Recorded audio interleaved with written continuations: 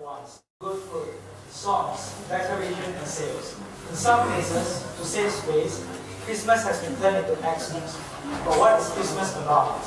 Tonight, I would like to tell you a story.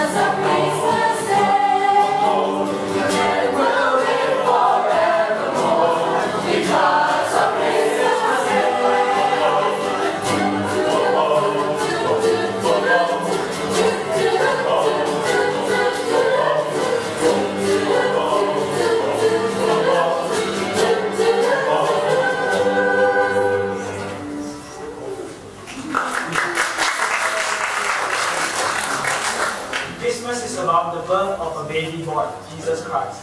God came as man to rescue us from death. Because of this, man might live forevermore. Jesus came as man to die on the cross to pay the price of our sin. We are the reason he came.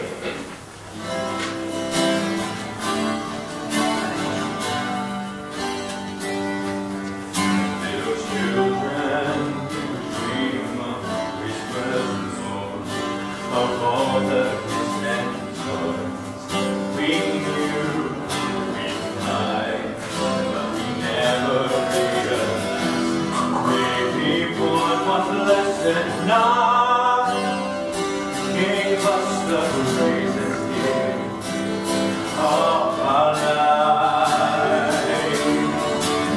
We were the reason that he gave his life. We were the reason that he suffered and died. To a world that was lost, he gave all he could give to show us the reason to live. As the years went by, we would learn more about it, forgiving of ourselves and what it means on that dark and cloudy day.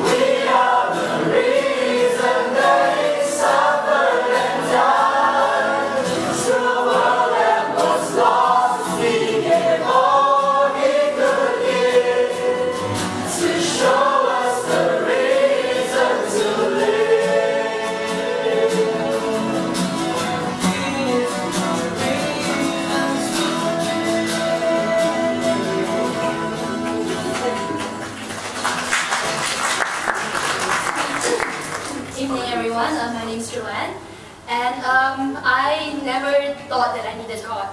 Because ever since my schooling days, I was the top student. I got all A's. I excelled in everything I did. And by society standards, I was on track to success. So I never thought I needed God. And during my SPM year, previously before my year, the record for the highest number of A's was 15 A's. And I wanted to beat that. So I took 16 subjects. So one of the subjects I took was Bible knowledge. And while studying for it, I got to know about Jesus Christ. I learned that He was merciful, He was loving, He was kind, and He was forgiving. So Jesus was the friend of sinners and the healer of lepers. And He was all very nice, but it didn't feel relevant to me because I thought He was a good person and I wasn't sick. So, Jesus was nice, but He really wasn't for me. So I didn't think I needed God. Then I eventually got my target for SPM. I got a scholarship to Singapore, and eventually I secured myself a place in Cambridge. So things were going very well for me. It was all God's blessings, obviously, but I was too proud to admit that. See, I still didn't think I needed God. There were like scholarships opportunities waiting for me. Companies were lining up, telling me that they would promise me a bright future if I go work for them. So I thought I had everything figured out. So God had no place in my life. Then about a month before I took my A-levels, I had a huge fight with my roommate, and she was like a sister to me. So this whole thing was really bad. It affected me really, really deeply. I couldn't eat, I couldn't sleep, couldn't study. So my studies took a hit, and because of that, I missed that Cambridge offer by just 3%. So at that point of time, I was completely devastated. Everything that I had worked for the past 7 years, all my hopes, all my dreams, was just gone just like that. And all the scholarship companies and all those job offers, they left me hanging high and dry, just turned my back like that. And I felt betrayed, I felt alone. I kept wondering, was my entire self-worth, was my worth and my value to society dependent wholly on that 3%? That just didn't make sense to me, and I really didn't know how to deal with it. So I sunk into depression. I was very frustrated, I was very angry, I wanted to blame myself, wanted to blame my friend, I wanted to blame the whole world. I was angry with everything and at nothing at the same time. And all that anger and bitterness just kept bottling up inside me, just kept eating at me inside, just poisoning my whole entire view of the world, and I just couldn't do anything anymore. So eventually one day I figured out that the best way to get out of it was just to learn to forgive and let go. But then I don't know how to forgive. I mean, it's not exactly a concept that came easy to me. So believe it or not, I went to Google online how to forgive. And the internet did come up with some crazy answers, a lot of different philosophies, different school of thoughts. And I tried out every single one of them. Some of them worked for a while, most didn't. But nothing sticked, so it became a vicious cycle. Every time I got better, I got worse again. Eventually I stumbled upon Christianity again through the internet. And I remembered what I learned in SPM, learned about the central message of Christianity, God's love and God's forgiveness. Now I had no one to guide me, so I didn't really understand what that meant, but I felt like that was what I wanted, a kind of love and acceptance that was described by Christianity. So I tried praying, didn't really know how, so just knelt, I cried, I begged, I tried to speak to God and hope that He will answer.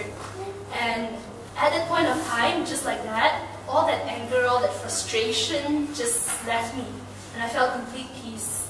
And at that point of time, I knew that God was real, and that I needed Him as much as I needed oxygen. So Jesus is the friend of sinners, and He is the healer of lepers, which makes Jesus my friend and my healer.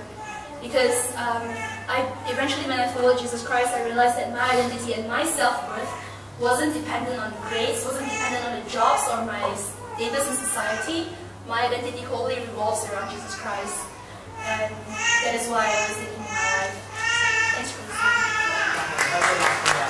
For many, Christmas is mainly about parties and presents. But Christmas is really about the celebration of God sending His Son to earth in the form of a baby. Yes, it's about the birth of baby Jesus. When we believe this in our heart, that's when Christmas really starts.